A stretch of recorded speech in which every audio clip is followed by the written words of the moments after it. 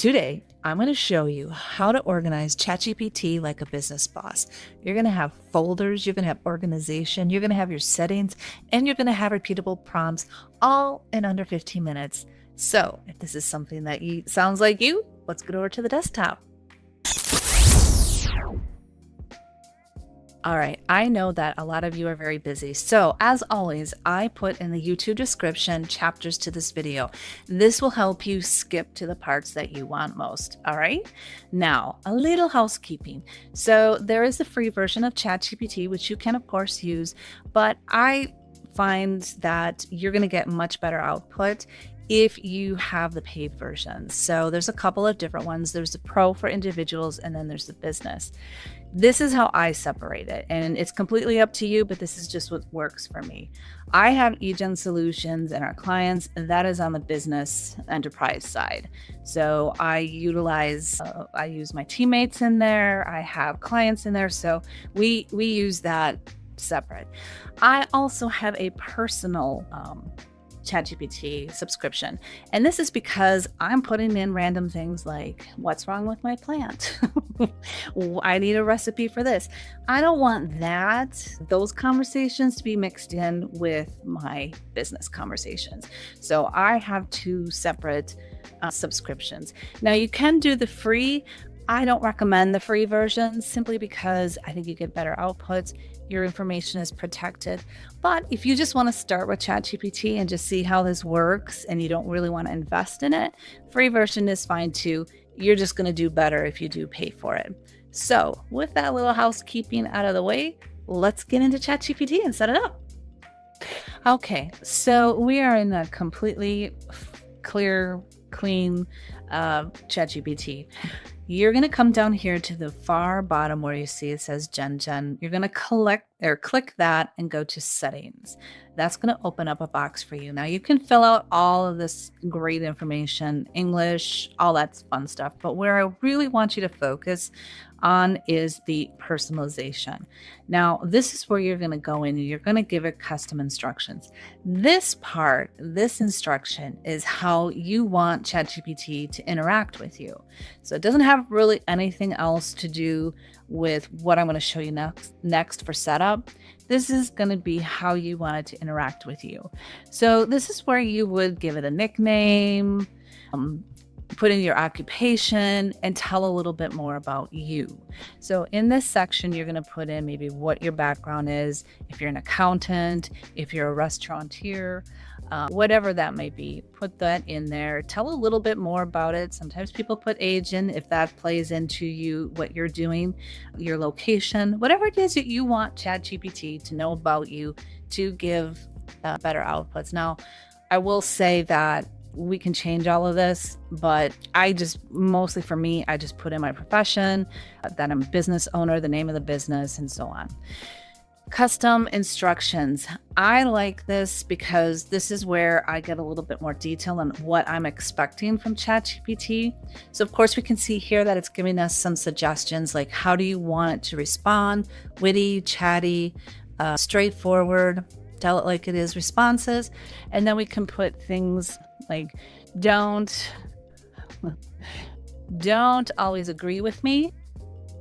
Let's see here. If you would like it to reference, like always provide source data, whatever it is that you want, whatever will help you in your crafting, you can put anything in here. And I would venture to say that as you get going, you're probably going to think of other things that you want to add. But for right now, I always tell it, just don't always agree with me. Don't use the dash. I don't like it to use what I put in there. I don't like it to use semicolons, just the general things that you don't. I've even put words in here. I hate it when I see deep dive, transformation. Those are some words that I don't ever want to see. So I put that in here.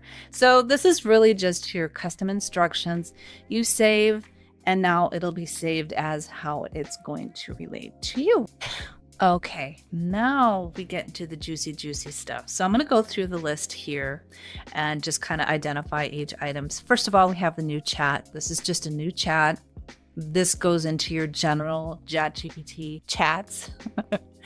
And then you can search your chats later on as you build up your list. This is your library. This is where it's going to house media that you created with it. So like images, videos, whatever it is, it will store it here for you, which is really nice. But here's where we get really organized, and this is under projects. So think of projects just like old school folders, right? Or the folders that you use in your computer. You can list these however you want. You can see here it's giving us some suggestions: investing, homework, writing. So we can list them that way. But for this particular one, we're gonna put in JS blog posts. Since we're in marketing, we're gonna show you how to do that. So we're gonna create the project called JS blog posts, and we're just gonna let it set up. And now you can see the screen is showing us that we are interacting in the folder of JS blog posts. You can see it here, and this is where our chats are. Now, before we get started on this, there's a couple of things that are going to make this really good for you and give you some really good outputs.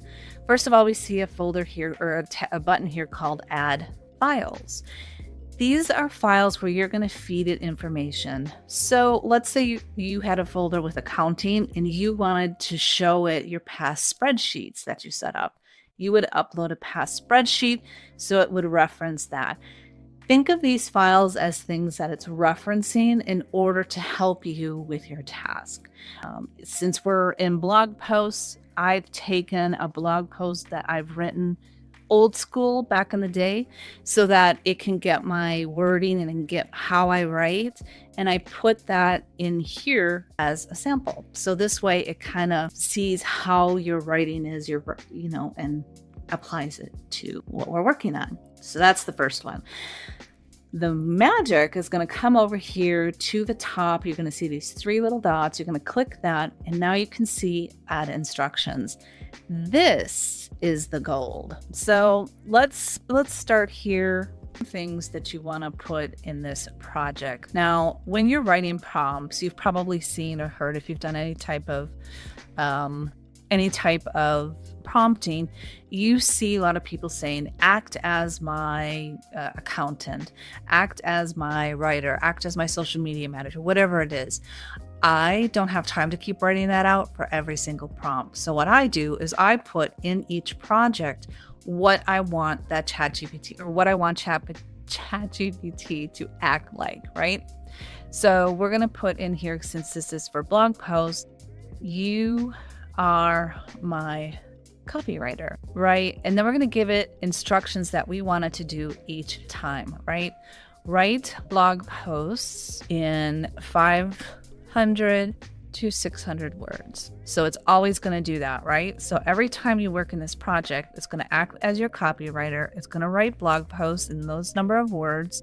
My audience is business owners. So now it knows who to guide as your business. I can't spell.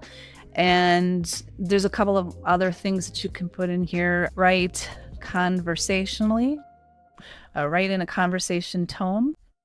Do use emojis. Do not use semicolons in titles. Do not use dashes, right? So these are just a couple of things. Always give me 5 title choices. All right, so there is our set of instructions. So we're going to go ahead and save that, and we're going to let that save, and I'm going to show you next steps. Okay, so now we're going to test it. I put in here a little prompt that I have. Basically, I want to write a blog post for small business owners about the use of ChatGPT. I wanted to also list the sources that it used for information with the links so that I can fact check the content, because you always have to fact check with AI. So I'm going to go ahead and push the button, and we'll see if all our little stuff works. Now, this is just our first one. So look, it gave us our title choices, 5 title choices, which is what we put in our instructions. And look, it wrote it in 500 words. It's repeating our instructions that we have set up. I mean, this is pretty good. And then we also got our links to check all of this information. So honestly, this turned out pretty good. Now I would go through and read it and see if that worked for me. Now, this, you can share it, you can do whatever, but do you see how it's housed underneath my folder? Like, that is amazing. So now we can do a new project. We can call it whatever we want, and we can keep our projects separate. Sometimes if I don't have a chat and it's, just something I want to ask, it's giving here some ideas because this is a new account. But basically, we can do whatever we want to do, because I did talk about recipes. I wonder if it's listening. Let's say, what's the weather in Orlando today? Oh, I can't spell Orlando, but it'll figure it out. So now we can have our own little private chats. It does keep it in here. And the more you chat, it'll save it. And then this is why this gets messy. Even though you can search chat, I find it so much easier to make these projects, because then we can put our files in, we can put our instructions in. I can come back here and look at it again. And let me tell you, this is going to save you so much time. And this is where you're going to get your repeatable prompts, because every time you need to make changes, you're going to want to go over into the file again, go in here. And let's say you decide that you don't want 5 title choices, you want 10. You can always change it.